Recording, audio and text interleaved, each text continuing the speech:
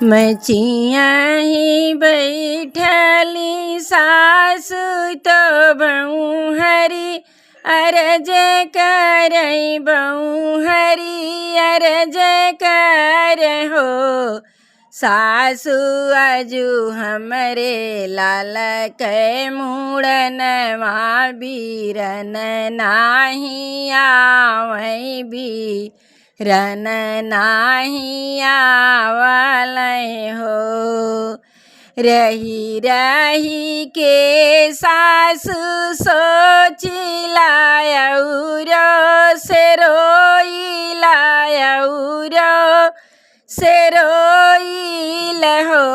सासु अजू हमरे बेटा के मुड़नवा बीरन नाही आए बीरन नाही आवई हो। जनी तू ये बहू हरी सोचाऊ औरो न रोवाऊ औरो न रोवाऊ हो। बहू हरी पहिराऊ हमारी चुनरिया चौक चढ़ी बैठो चौक चढ़ी बैठाऊ हो। तुहरी चुनरिया सासु नीति के मैं नीति उठी पहिराब नीति उठी पहिराब हो। सासु भैया के चुनरिया सगुन के तो काज परोजन काज परोजन हो। सासु भैया के चुनरिया सगुन के तो काज परोजन काज परोजन हो। बहरे से आवली ननदिया तो भाभी से बोले तो भाभी से बोलाई हो। भाभी आवलें भैया तुहार चौक तोर लावै चौक तोर लावई हो। किए भैया रहिया भुलाई गइलो बहनी बिसराई दिहलो बहनी बिसराई दिहल हो।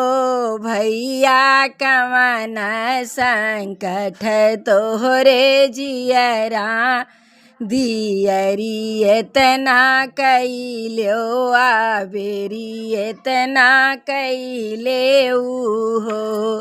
भैया कवन संकट तोहरे जियरा दियरी एतना कैल्यो आबेरी एतना कैलेऊ हो। नाई बहिनी डगर भुलान्यो ना बहिनी बिसरायन ना बहिनी बिसरायन हो। बहिनी मैया साजै तुहरा चौकवा दियरी बहिनी भैलया बेरी बहिनी भैलाई हो।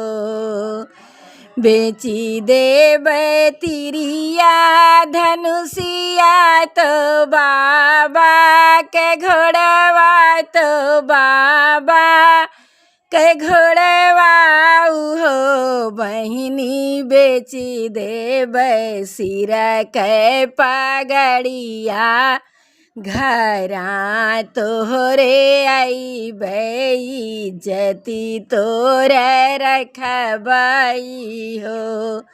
बहिनी बेची देब सिर के पगड़िया नेवत तोहरे अइबै बहिनिया अकेली मोरी बहिनिया अकेली मोरी हो। कहाँ बाटे मोरा भयनवा तनिक बहिनी देत्यू मैं गोदिया दुलारी तरची के खेलाई हो। बहिनी देखत्यों भयनवा के मुहवानी अग कुछ दियत्यों नियग कुछ दियते न हो।